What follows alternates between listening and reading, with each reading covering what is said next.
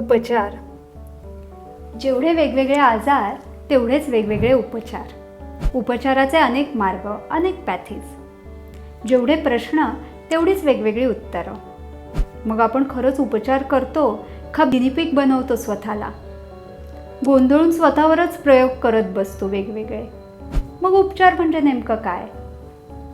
उपचार, चिकित्सा, ट्रीटमेंट म्हणजे आपल्या शरीरात झालेले बिघाड किंवा इम्बॅलन्सेस दुरुस्त करण्यासाठी आपणच आपल्या शरीराला मदत करणं.